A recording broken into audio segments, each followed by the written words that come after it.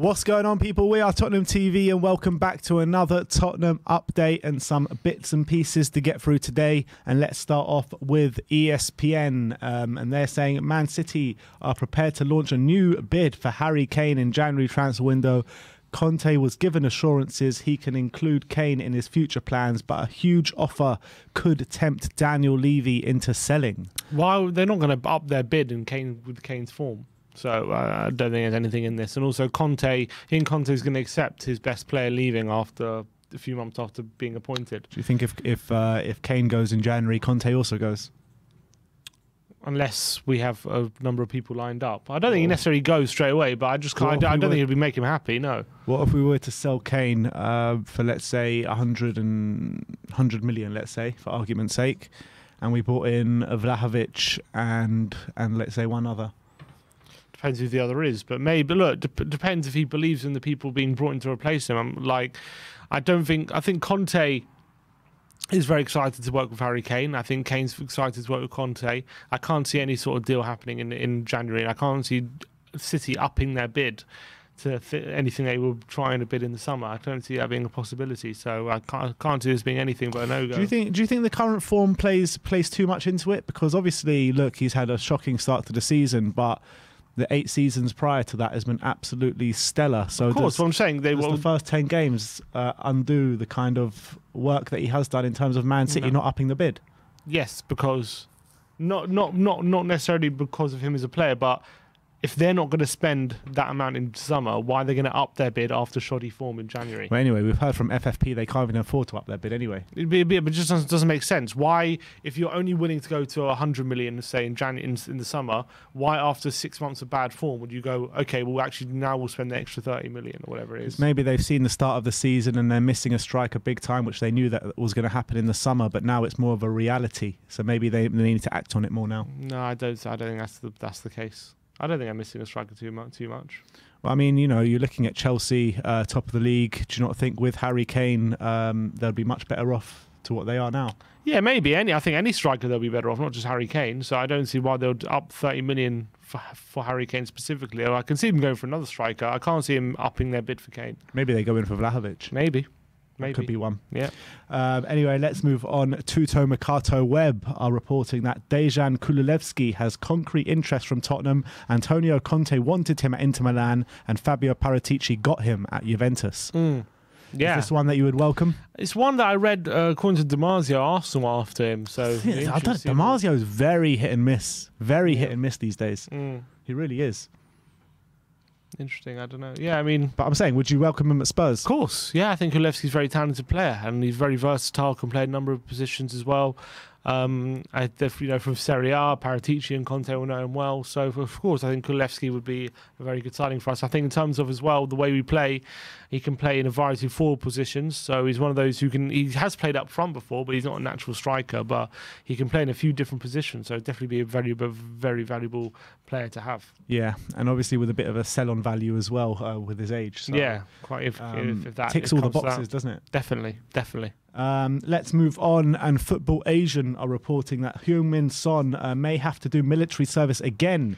He has to do 544 hours of volunteer work within 34 months of military training. Son has to do his remaining 272 hours in South Korea within 6 months. Heung-min Son has done 249 hours and 10 minutes of volunteer work so far. He mainly gave advice to young Korean football players through online video calls. Oh, that's his military service. Apparently so. Yeah. Okay, it's not too bad. But I don't understand. The guy has won the Olympic gold. He did his military service like ages ago. Can't you leave him alone? Let him just stay at us and just like play his football. Stop asking him to do military service. It's so annoying. But anyway, look. If it's just online video calls. Yeah, I guess. Do you reckon I can get him one of those calls? Yeah, exactly. Get him on We Are Tottenham TV. Yeah, I can definitely get him. If he can call in for how many hours he got left? Got 249. We'll do them all right here, live on the channel, Sonny. We're calling you out. 272. 272 hours, and we're willing to give you every single hour right on this channel. You can advise us for 200 hours. We're on it. We're ready for you. I'm up for that. We're up for it. So if you're ready, Son, let's do it. All right, let's move on. The Mail Sport are reporting actually some really interesting reports or confusing reports coming out about financial fair play. And what they're saying is Tottenham have by far the most wiggle room with financial fair play in the Premier League, and Spurs could spend up to 400 million and still stay within the FFP limit. Yes, I'm reading the article now, and there's a little snippet about Tottenham, and it's the article is written by the report has been done by a lecturer in football finance at Liverpool University called Kieran Maguire. He says he calculated that Spurs have by far the most FFP wiggle room after a decade of bumper profits and limited transfer spending. In fact, the North London club could spend up to 400 million and stay within financial fair play, which is twice the sum of Arsenal and comfortably more than Chelsea, Liverpool, Man City and Man United. Spurs' net transfer spend since 2010 is between a quarter and a half of the other big six clubs, and it is the most successful club in terms of keeping its wages as low as proportional of the income that the club generates. Spurs have had a business model rather than a trophy winning model. FFP allows clubs to make a loss, which is made up of wealthy owners of 105 million over 3 years. However, turning a profit, offsetting expenditure against capital or football development projects, and boosting revenues helps to stretch that envelope. Conte is widely expected to be given money to spend in January window, having seen his new side narrowly beat Vitesse and draw to Everton. He may be feeling that recruitment is even more important than he suspected. So yes, as Maguire has calculated that between 2010 and 2020, Spurs have made profits before tax of 400 million, compared to huge losses by Man City and Chelsea, and a pre-tax profits of 128 million at Man United. In addition, Spurs' net transfer spend is a quarter and a half of the other big six clubs. So there you go. So transfer spree on the way, 400 million. He goes on to say Spurs have got the ability to spend in the transfer window, provided they can get funding for it. Whether that comes from ENIC, they go to the market, they have the cash. Daniel Levy has run the club as a business superbly, but if you view it as more than a business, then it's not superb. Yeah. The gap between Spurs and the bigger clubs has been maintained. If Spurs are happy to be sixth, then it's fine. It is suggested Conte is already looking at players he can move on, as well as those he can bring in. All right, but yeah, it goes to show how the benefits of like running the business in the way he has done, but we need to start executing the money we've generated now. As you said, bumper profits for over a decade now. So let's see it. Well, what happened to every single penny of these profits would go straight back into the team? All 400 million has gone straight back to the team. What happened to that? No, exactly. We could spend 400 million in January and be within FFP. That's just madness. Absolutely nuts. Doesn't mean we have 400 million. We can spend 400 million, but we'll probably spend 400 quid. It doesn't mean we have 400 million in the bank, which I think we probably do, but it just means that to stay within the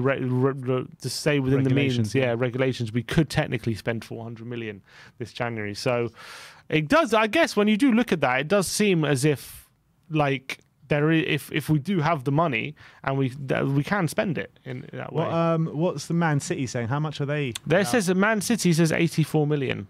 So maybe that kind of answers are why they're not bidding too high on Harry Kane. Yeah, have to stay within FFP. Maybe they need wait to sell someone else, like Bernardo. That's why they're looking for to sell Bernardo or Sterling or something. Yeah. Or they were looking to include Laporte, was it, in the deal? So that's probably part of the reason. We are 130 million ahead of the next person, which is Liverpool at 270 million. That's crazy. So we are well ahead in terms of how much we can spend. Start splashing that cash, Levy. Come on, Levy. Burnley, incidentally. Start splashing the cash. Burnley can spend 170 million if they wanted to. Everyone be scared of Burnley then. But Everton, it says, have to earn 35 million to be in line with FFP. Interesting. So maybe they need to sell. Well, maybe. Charlison? I'll take it. I'll take Charlison. All right, let's move on. Ziggo Sport are bringing us a quote from Steven de Vrij, the Inter Milan centre-back, and he's got quotes on his links with Tottenham Hotspur. And the quote is, "The connection is easy because the coach I worked with at Inter is now there, but I don't know anything. Conte hasn't contacted me about this. I'm focused on the national team. Now this is my priority." You mean the coach who worked at Lazio, because he was at Lazio under Inzaghi? The coach I worked with at Inter is now there. Well, he's at Inter, though. Huh? He's at in. Oh, you're saying Conte? He's talking about Conte. Yeah. So I think he was under Inzaghi potentially at Lazio. No, he's saying, well, he was under Conte obviously last year at Inter, and that's what he's alluding to. Right. I'd love De Vrij. That's I've always said. I think Conte likes De Vrij more than Skriniar. So I do have a feeling that if we are going to go hard for one, it could very well be De Vrij. Who would command a bigger fee? Skriniar's like a year younger. De Vrij's probably a bit better. So probably a similar fee. For both. And what was it? Skriniar was 45 million. I think De Vrij could probably 45 million, yeah. but by the end of the season he was like 80 million. Who Skriniar? Yeah, it's shot up after the great season he had. Yeah. But I think I don't think it'll be 80 million now. I don't think it'll be 80 million now. All right. Let's move on to the international roundup. And there were some games with some Spurs players involved in last night. Let's talk about the Ireland-Portugal game. It finished 0-0. Matt Doherty playing 90 minutes. Troy Parrott, an unused sub. And someone might say that Matt Doherty pocketed Cristiano Ronaldo for 90 minutes. Exactly. He's taking Cristiano, he's looking in his back pocket. And also, they're saying Matt Doherty, after last night, joins a list of Zidane and Harry Kane as Jack Grealish as some of the world's best number 10s in football. He wore the number 10 last night. Oh, I heard about that. Yeah. Why? I don't know. So I think it was Zidane, then Doherty. I think that's what it is. Then Ronaldinho just below. Right. Doherty's there. Moving on, Senegal played Togo in a 1-1 draw. Papa Sarr not getting a minute, an unused sub on the bench. Brazil beating Colombia 1-0 when Emerson and Sanchez went head-to-head. Apparently Sanchez having a really good game, playing 90 minutes, and Emerson an unused sub. So that is an international roundup. So let me just tell you where you can find the Spurs players over the weekend. Tonight, England against Albania, where Harry Kane most likely will play. Argentina against Uruguay at 11 o'clock tonight. Lo Celso and Romero both in the squad. On Saturday, Netherlands against Montenegro with Bergwijn in the squad. Wales against Belarus with Davies and Rodin in the squad. France against Kazakhstan with obviously Lloris, the captain of France. Estonia against Belgium. This is going to be a big test for Maxim Pastotsi. And then on Sunday, you've got Ireland against Luxembourg with Troy Parrott and Matt Doherty back in action. And then Senegal against Congo with Papa Mata Sarr in the squad there. So that is your international roundup. And just quickly, you talk about Wales and there with Joe Rodin. Have you seen his brother? Been tweeting a lot of stuff. He's tweeting announced Bale this, Bale that. He's Everyone's a nutter, his getting brother. He doesn't know anything, but he gets everyone excited. He knows he's getting everyone excited, but I don't think he has any information.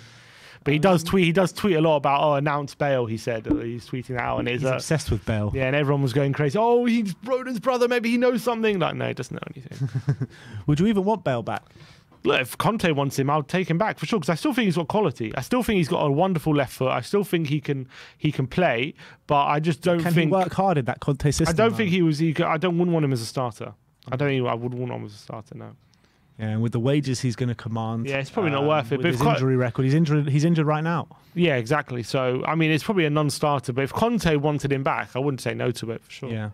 All right. Well, that is your Tottenham update. I want to know your opinions on anything we've spoken about today in the comment section below. Like, subscribe, and comment. And as always, come on, you Spurs.